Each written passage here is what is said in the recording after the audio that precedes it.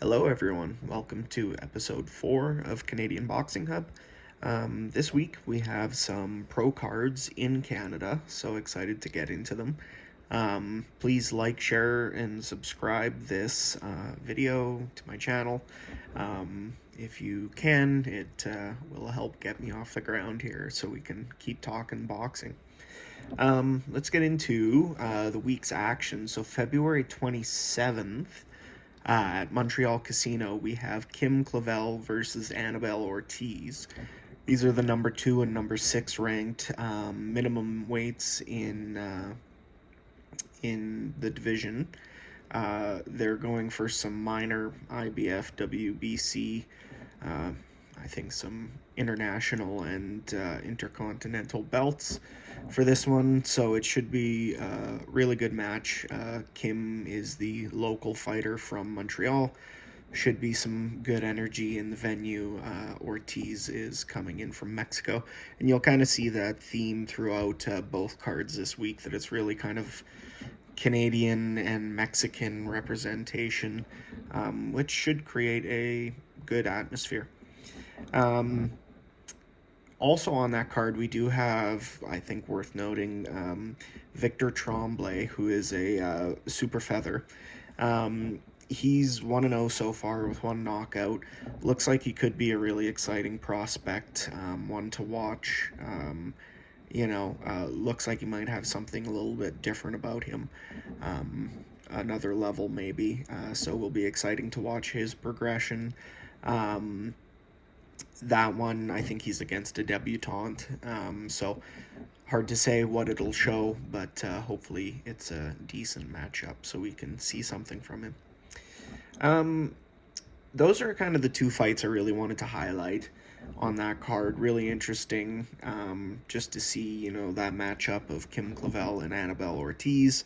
I think that'll be an exciting fight. The 2-minute rounds always seem to kind of deliver, especially in these, good matchups of highly ranked contenders. And then, always interesting to see the early fights of someone who might turn out to be quite good. So then February 28th is kind of the more premier card.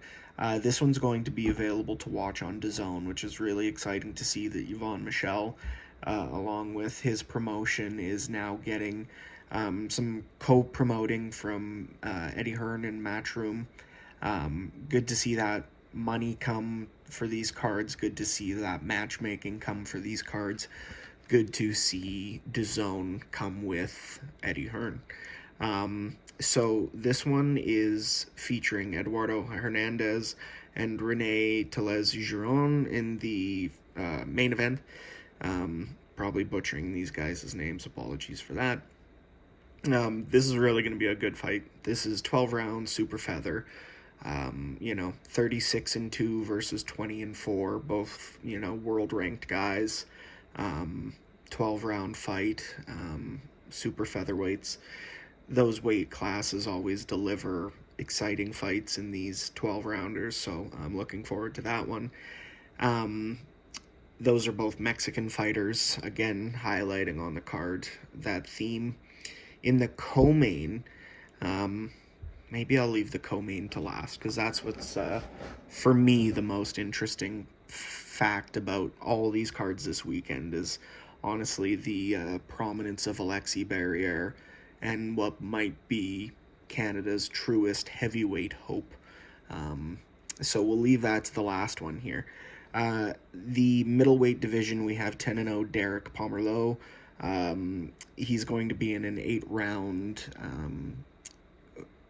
fight here.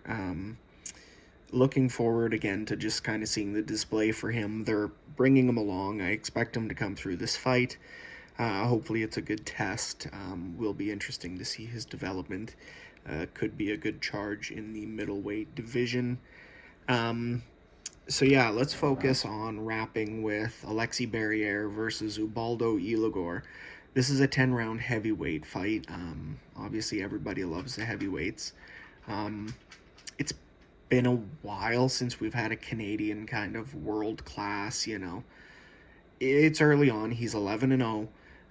He's been out a year, but Alexis Barriere has spent that year plus sparring through multiple camps, Tyson Fury and everyone else that would be in that camp, while he was preparing for multiple undisputed fights with, well, they should have been multiple undisputed fights, but that's just belt politics, with Alexander Usyk. So, you know, in the year absence, you don't want to see guys on the shelf for that long, but Alexis Barriere is still 29, and he spent that year with world-class heavyweights in camp, giving them good rounds. It shows something about the level they think he's at, because you only see guys in these camps with the Furies, AJs, Usyks, Parkers, etc. You only see guys in these camps who can give them world-class rounds and give them good looks, so it says something about Alexis Barriere. He's fighting Ubaldo Ilagor, who is 13-1 from Mexico. He is a real potential banana skin and a very bold choice for a return match for Barriere. Barriere is coming in with something like 15, 16 months out of the ring, jumping right into a 10-round fight. It says something about what they think of Barriere, that they're putting this match up. But, Ilagor, he's 13-1. His only loss was highly debatable. I had him winning it by a couple of rounds. He lost in Venezuela to the Venezuelan heavyweight. Make of that what you will. Ilagor has fast hands, that typical kind of, picture Andy Ruiz, but he's even bigger. He's been weighing in around 300 pounds for his last few contests. He is a brick of a man. He's going to be a really good test for Alexis Barriere. This is going to be a really entertaining fight. It's going to be one of the better heavyweight matchups. We've had Arslanbek Makhmudov fighting out of Canada. We've had Simone Keane, who is a heavyweight Canadian, who's been, to the world level. Didn't succeed there, but, Simone Keane made it to Riyadh season, fought against Joseph Parker himself, made it longer than out-of-shape Martin Bacoli. But nonetheless, we've had a couple of guys getting to that level, or, Russians training in Canada. Fair enough, they're Canadians.